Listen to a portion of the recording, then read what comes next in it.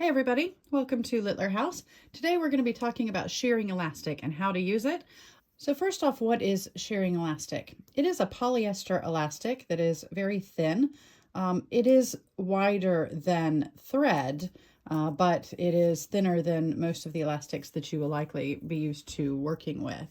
It's very stretchy, and you load it in the bobbin of your machine and stitch with normal straight stitches, and you will get a gathered stretchy effect that is fantastic for the end of a cuff, especially when it has a little bit of a ruffle afterwards. You can use it to cinch in the waist of a dress.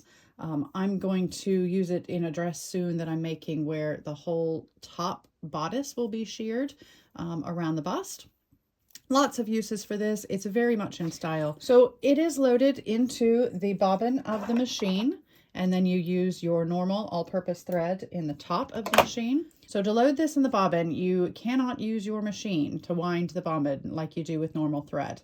It will just stretch out and eventually break. So you're just going to wind it by hand.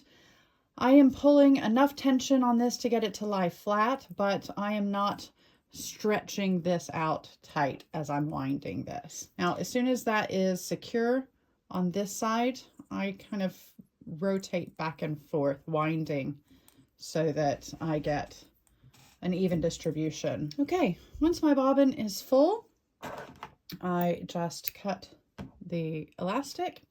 Now, I also want to cut this little bit off the top up here, just to ensure that doesn't get tangled up in the mechanism of the machine. Now, I have a drop-in bobbin, but if you have a front-loading bobbin, you would load this bobbin exactly the same as you do for a threaded bobbin. So I'm going to drop it in with it going in the correct direction. Now I'm just going to put my finger on top of the bobbin to keep it from spinning, because I'm going to have to pull this pretty tight to get it through the threading mechanism. And if I don't hold onto this bobbin, it's just going to spin around. So I'm pulling this relatively tight and just making sure it gets all down inside all of that mechanism. I'm not going to pull this all the way over and put the cover back on as I normally would, because I need to pull the elastic up to the top first. Otherwise, I'm going to trap this in here. So I'm just going to lower and raise my needle as I normally would. You can see it pulling through now. It takes a second. Now I am holding my thread up here because as I'm pulling on my top thread, it was just unwinding. I need the tension to pull that elastic through. So I'm holding that still.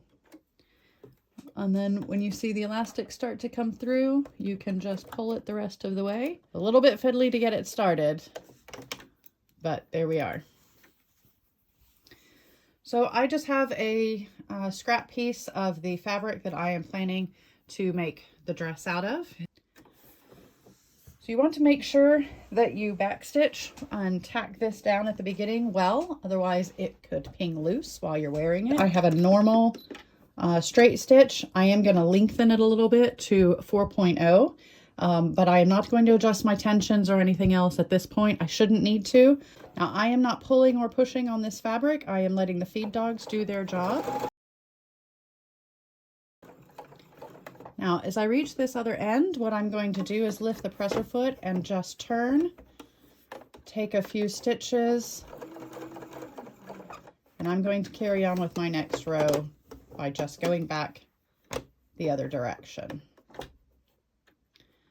Now, I'm going to use this edge of my presser foot as my guide along my previous stitch line. I don't draw a bunch of lines. I just use the width of the presser foot as my guide. Now, as I'm sewing this row, I am pulling the fabric just enough to pull the previous row of stitching flat. I am not pulling tightly, I'm just making sure that's flat. And when I get to the end of what I want to sew, I'm sure to reverse stitch to tack this down well. Again, we don't want that pinging loose. Now, how cute is that? That's our gathered up sheared fabric. Now, just to give you a little bit better view of what has happened here, on the top side of the fabric, you can see the green stitching line. That's the green colored thread I have in the top of the machine. And on the back side, the white is the shirring elastic and what is creating all of these beautiful gathers.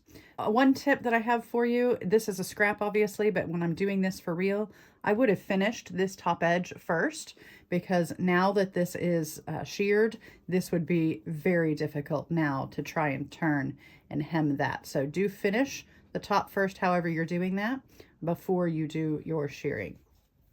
So I hope that gives you a little bit of insight into using shirring elastic. Have some fun with it.